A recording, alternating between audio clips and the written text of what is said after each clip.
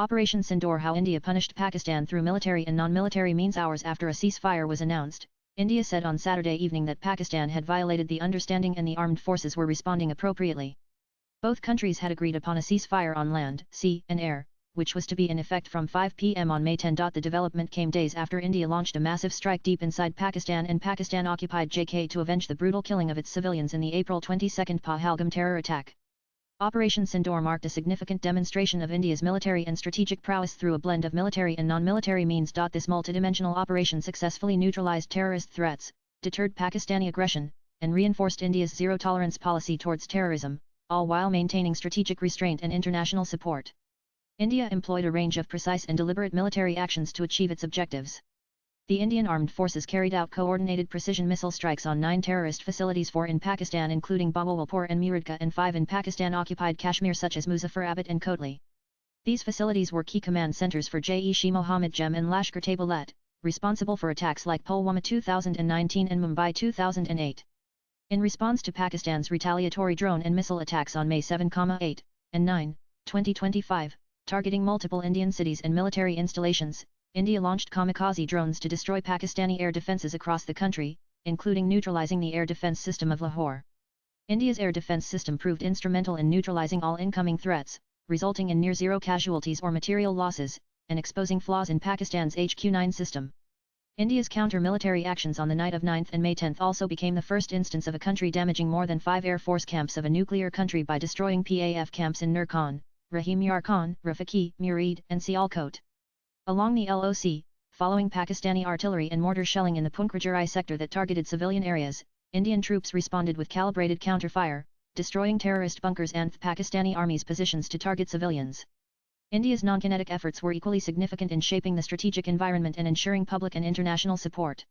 India leveraged strategic policy decisions, information dominance, and psychological operations to isolate Pakistan economically and diplomatically, while bolstering domestic readiness and international support. India's suspension of the Indus Waters Treaty under Operation Sindoor was a decisive move with far-reaching consequences. Pakistan, as the lower riparian, depends on the Indus system for 80 of its 16 million hectares of farmland and 93 of its total water use, sustaining 237 million people and driving a quarter of its GDP through crops like wheat, rice, and cotton. With just 10 live storage capacity, 14.4 MAF at Mangla and Tarbala dams, any disruption in flows threatens catastrophic agricultural losses, food shortages, water rationing in major cities, and rolling blackouts that would cripple industries, including textiles and fertilizers. These shocks could trigger a broader fiscal and foreign exchange crisis in an already fragile economy. For India, the treaty had long constrained infrastructure development in Jammu and Kashmir, limiting it to run-of-the-river projects. Its suspension allows India full control over western rivers like Jhelum and Chenab, enabling new reservoirs, boosting irrigation and hydropower in Jammu Kashmir, Ladakh, Punjab, and Haryana, and transforming a diplomatic tool into a developmental advantage. By suspending this, India gave the decisive message that water and blood cannot flow together. India closed the Adariwega border and suspended all bilateral trade with Pakistan, halting exports of key goods such as onions and restricting imports like cement and textiles. This decision severed the primary land-based trade route between the two countries. The suspension imposed immediate economic costs on Pakistan, already grappling with inflation and debt.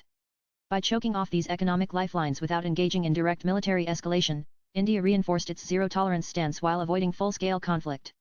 India also cancelled visas of all Pakistanis living in India and sent them back in the immediate aftermath of the Pahalgam terrorist attack, showing strong resolve against terrorism. Swipe left for next video. India imposed a complete ban on Pakistani artists, halting performances, screenings, music releases, and cultural collaborations.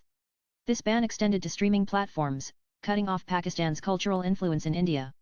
These steps imposed tangible economic and diplomatic costs. Collectively, these actions deepened Pakistan's isolation and reaffirmed India's commitment to a zero-tolerance stance on terrorism. Latest blogs.